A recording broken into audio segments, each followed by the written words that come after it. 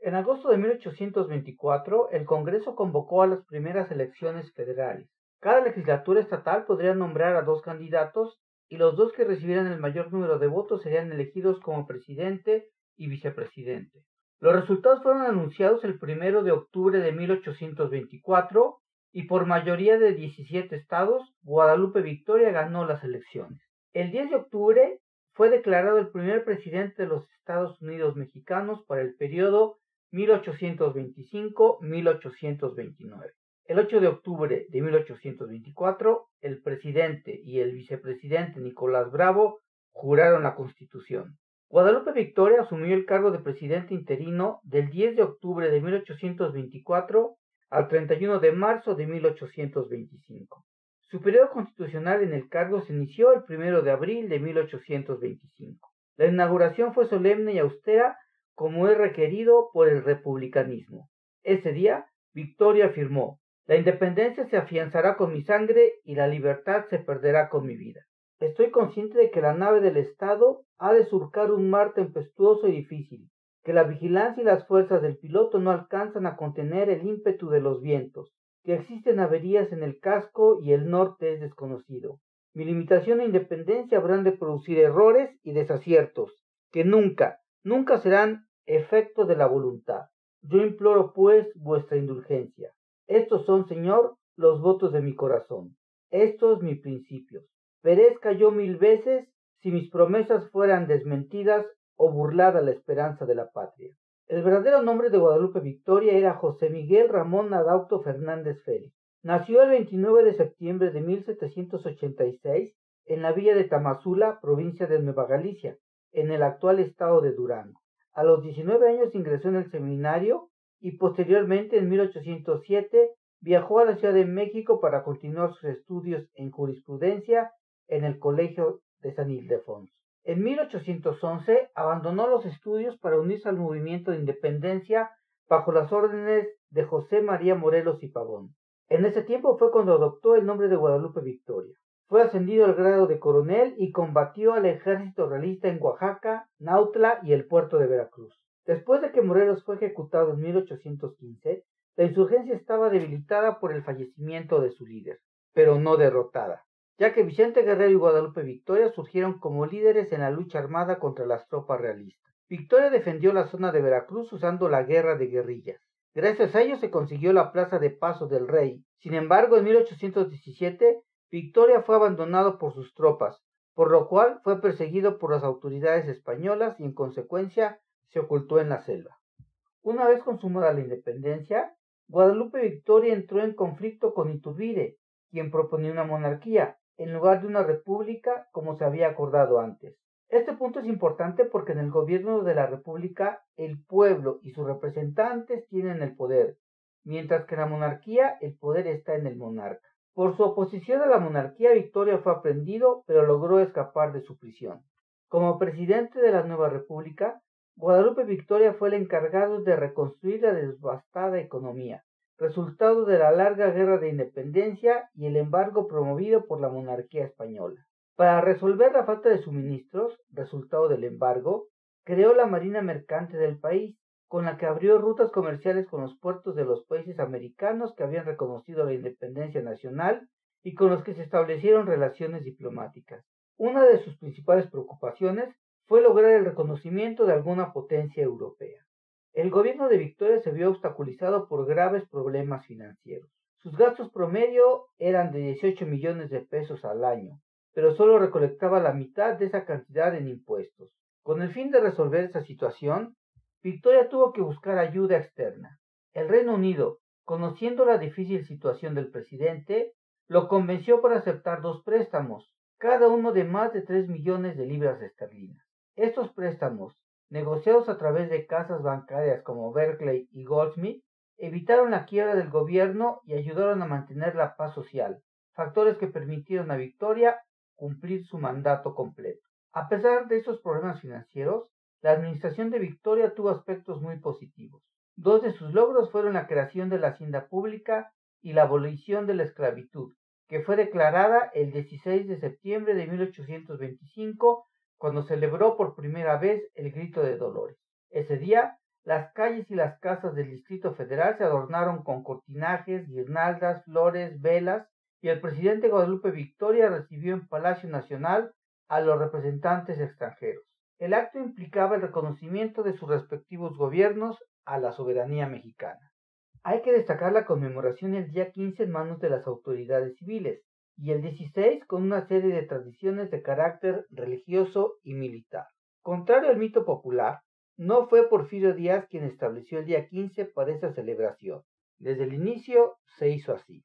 Guadalupe Victoria estableció el colegio militar, mejoró la educación, concedió amnistía a los presos políticos, estableció planes para un canal en el istmo de Tehuantepec, abrió nuevos puertos para la navegación, comenzó la construcción del Museo Nacional, creó guarniciones en Yucatán para prevenir y contrarrestar los intentos de reconquista española desde Cuba y desenmascaró una conspiración dirigida por el monje Joaquín Arenas para restablecer el dominio español. Victoria también facilitó las actividades de la Sociedad Lancasteriana, la cual se dedicó a la educación. Creó la Marina Armada, lo que le permitió su mayor logro, la completa independencia de México, cuando el general Miguel Barragán y el capitán Pedro Sáenz de Baranda derrotaron el último bastión español en San Juan de Ulúa. Compró algunos barcos para formar la base de la primera Marina Armada de México, entre ellos las goletas Iguala, Anáhuac, Chalco, Chapala, Texcoco, Orizaba, Campechana y Zumpango, a las que se añadieron más tarde las goletas Tampico, Papaloapan y Tlaxcalteca. En la política, sus acciones fueron conciliadoras. Intentó aplicar una política que atrajera a todos y formó su gabinete con miembros destacados de las diferentes facciones. Sin embargo, los viejos conflictos existentes desde los tiempos de Iturbide resurgieron. Victoria enfrentó la intolerancia religiosa ante la libertad de expresión y prensa establecidas en la Constitución, la cual respetó escrupulosamente. El 20 de diciembre de 1827 decretó la expulsión de los españoles de la República. La rebelión de Joaquín Arenas desató una ola de indignación contra los españoles acaudalados que lo habían apoyado. Aunque Lucas Alamán, su ministro del Interior, trató de disuadirlo, el embajador estadounidense Joel R. Poinsett alentó a Victoria para ordenar la expulsión de los españoles, lo que provocó graves problemas económicos, debido a que la mayoría de los expulsados fueron comerciantes que se llevaron sus fortunas a España. La guerra de independencia había arruinado los campos, los pueblos, el comercio y la minería. El gobierno no tenía medios eficaces para recolectar impuestos adicionales a los de las aduanas, y debido a eso operaba bajo atrasos salariales y deudas. Guadalupe Victoria rechazó dos ofertas de compra sobre Texas, ofrecidas por el embajador estadounidense Joel R. Poinsett, la última por $5 millones.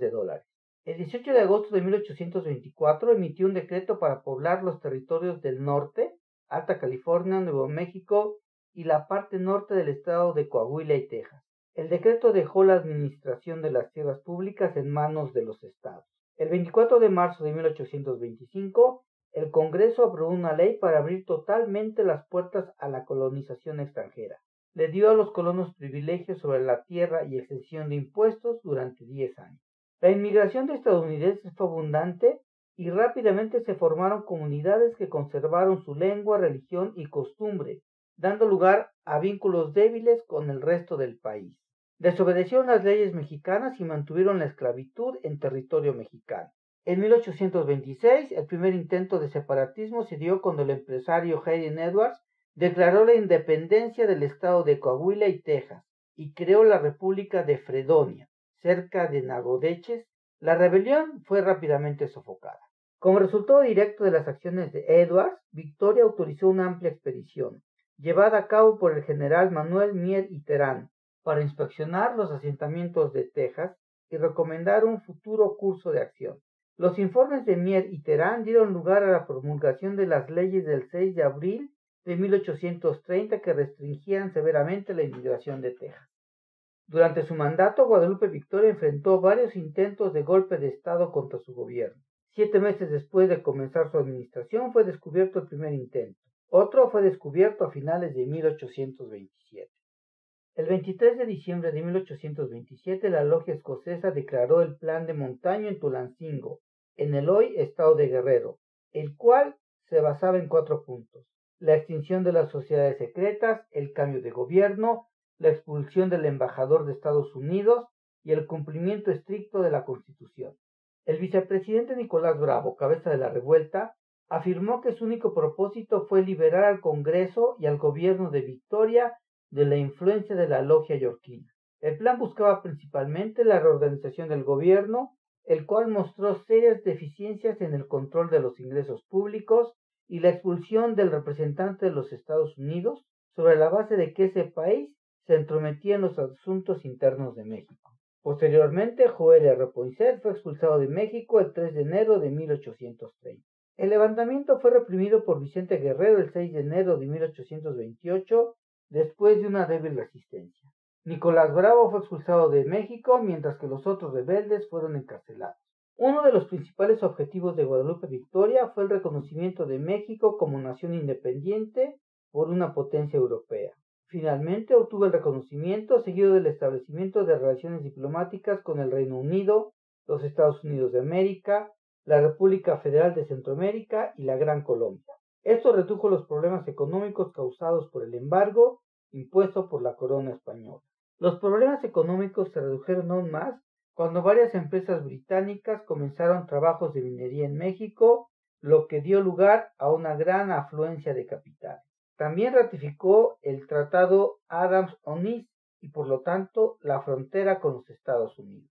Victoria declaró que ninguna propuesta de España sería escuchada hasta que reconociera la independencia de México y la forma de gobierno establecida, y que aceptara nunca pedir indemnización alguna por la pérdida de México. Otro episodio internacional memorable de Guadalupe Victoria fue su total apoyo a la Unión Panamericana propuesta por Simón Bolívar en el Congreso Anfictiónico de Panamá, que se tradujo en la firma de un acuerdo denominado Tratado de Unión, Liga y Confederación Perpetua entre las Repúblicas de Colombia, América Central, Perú y los Estados Unidos mexicanos. También proporcionó ayuda financiera a Simón Bolívar para establecer la independencia total del Perú de España. Francisco Pablo Vázquez y Sánchez Vizcaíno fue el primer diplomático del México independiente, que en su carácter de enviado extraordinario y ministro plenipotenciario tuvo la encomienda de solicitar el reconocimiento de la independencia de México por parte de la Santa Sede. Anteriormente, la regencia del Imperio de Iturbide había puesto los ojos en Vázquez para mandarlo de enviado a Roma, pero la caída de Iturbide dejó sin efecto el nombramiento. Recibidas las credenciales, Vázquez salió en mayo de 1825 rumbo a Europa. La misión era difícil, pero de importancia para México, pues se trataba de obtener el reconocimiento de la independencia por parte del Papa y la concesión del patronato en la provisión de obispados. Lo anterior con la firme oposición del gobierno español. Vázquez llegó a Londres y desde ahí pidió al presidente Guadalupe Victoria las instrucciones. La legación pasó a Bruselas, luego a París y por último a Florencia, a donde llegaron las mencionadas instrucciones, que consideró tan descabelladas y absurdas que renunció a su cargo. Guadalupe Victoria no aceptó su renuncia y, teniendo en cuenta que la misión en Roma presentaba muchos obstáculos, se limitó a pedir que se cubrieran las sedes vacantes de los obispados, que era lo que más urgía, y con lo cual directamente se reconocería la independencia nacional. Con estas nuevas instrucciones comenzó sus trabajos y con una gran pericia diplomática fue resolviendo todas las dificultades. Después de largas y tenaces negociaciones llevadas a cabo durante los pontificados de Pío VII y Gregorio XVI, logró que fueran atendidas las peticiones del gobierno de México y en consecuencia fueron nombrados obispos de las diócesis vacantes y no meros vicarios apostólicos como pretendía al principio la Santa Sede. Los señores Gordoa, Portugal, García Guillén, Subiría, Belanzarán y el mismo Vázquez fueron los primeros obispos de la República Mexicana. El consistorio tuvo lugar hasta el 28 de febrero de 1831. Para las elecciones de 1828, la logia escocesa presentó como candidato al ministro de Guerra Manuel Gómez Pedraza. La logia yorquina presentó como candidato a Vicente Guerrero, héroe de la independencia y vencedor en la última conspiración contra el gobierno. Las elecciones se celebraron el 1 de septiembre de 1828 y el ganador fue el general Manuel Gómez Pedraza. Vicente Guerrero rechazó los resultados y organizó una revolución.